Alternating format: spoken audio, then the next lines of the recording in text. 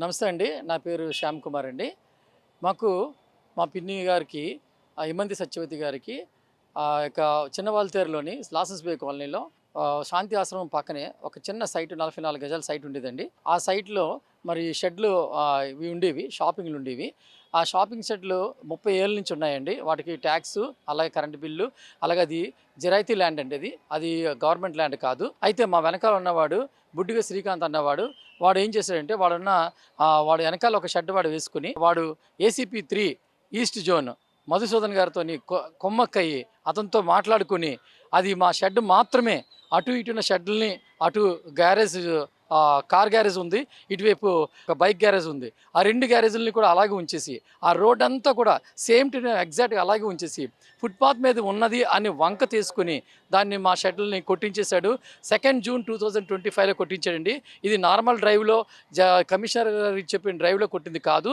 ముందుగానే ప్లాన్డ్గా టార్గెటెడ్గా అది ఏసీపీ 3ని ఉపయోగించుకుని వారు మధుసూదన్ గారు దాన్ని కొట్టించేసి ఇప్పుడు ఏంటి అంటే అది ఫుట్పాత్ మీద ఉందని 50 పీజీఆర్ఎస్లు ఇచ్చారండి కనీసం, మరి ఆర్టీఏలు ఇచ్చారండి. అన్నట్లో ఒకటే చెప్తున్నాడు, ఫుట్పాత్ మీద ఉంది కాబట్టి కొట్టిస్తాం. అయితే ఫుట్పాత్ మీద ఉండి కొట్టేస్తే నువ్వు పక్కన సైట్లు ఎందుకు కొట్టలేదు అని మేము అడుగుతున్నామండి. ఆ పక్క సైడ్లు కొట్టకుండా వాళ్ళు అలాగే వ్యాపారాలు చేసుకున్నారు.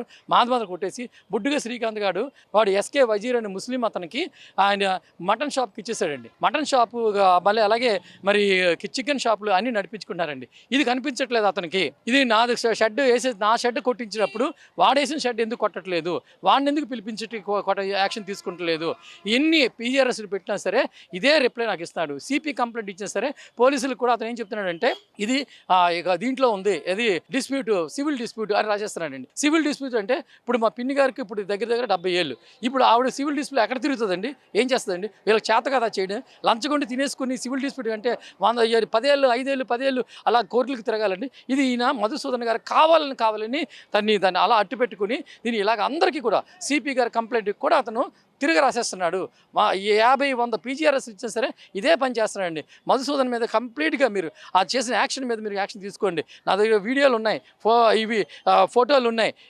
మాది ఫుట్పాత్ మీద లేదు, ఫుట్పాత్ వెనకాల ఉంది. అటు ఇటు షాపులు అలాగే పనిచేసుకుని అందరూ వ్యాపారాలు చేసుకున్నారు. కేవలం బుడ్డిగా శ్రీకాంత్ గారికి హెల్ప్ చేయాలనే ఉద్దేశంతో పొలిటికల్ యొక్క మోటివ్తోని ఈ యొక్క ఇష్యూ అంతా కూడా మధుసూదన్ గారు చేస్తున్నారు. ఏసీపీ మధుసూదన్ గారు ఆయన ఎంత చెప్పినా సరే ఆయన ఒకటే అన్నాడు, సివిల్కి వెళ్ళిపో అంటున్నాడు. ఇది మాకు న్యాయం జరగట్లేదు. ఇది దయచేసి పెద్దవారు కలెక్టర్ గారు దీన్ని గమనించుకుని గిఎంసీ వాళ్ళు చేస్తున్న ఈ ఆటకాలు అరాచకాలు నేను ఎప్పుడో నేను చలానా కట్టి నాకు రిపోర్ట్ ఇవ్వమంటే ఎంఆర్ఓ రిపోర్ట్ ఇచ్చారండి. మాకు ఇది జిరాయితీ ల్యాండ్ అని ఎంఆర్ఓ రిపోర్ట్ ఇచ్చారు. తర్వాత యుఎల్సీ రిపోర్ట్ ఇచ్చారు, ఇది జిరాయితీ ల్యాండ్, ఇది ప్రైవేట్ ల్యాండ్ అని యుఎల్సీ గారు ఇచ్చారు. అలాగే జడ్సీ కమిషనర్ శివప్రసాద్ గారు కూడా దీని మీద ఎంకరేజ్మెంట్ ఉంది కాబట్టి ఎంకరేజ్మెంట్ తీయించుకోండి అని చెప్పేసి అతను కూడా లెటర్ ఇచ్చారండి. అలాగే మాకు జిఎంసీ ఆర్టీఏలో పెడితే ఆర్టీఏలో కూడా మా ఫోన్పేలో ట్యాక్స్లు మా ప్రాపర్టీ ట్యాక్స్ అన్నీ కూడా ఆయన అన్నీ చెక్ చేసి 2007 నుంచి కూడా మీకు ట్యాక్స్లు ఉన్నాయని చెప్పారు. మాకు 1961 లింక్ డాక్యుమెంట్ ఉందండి. తర్వాత ఈరోజు కూడా అన్ని రిజిస్టర్డ్ డాక్యుమెంట్స్ మాకు ఉన్నాయండి.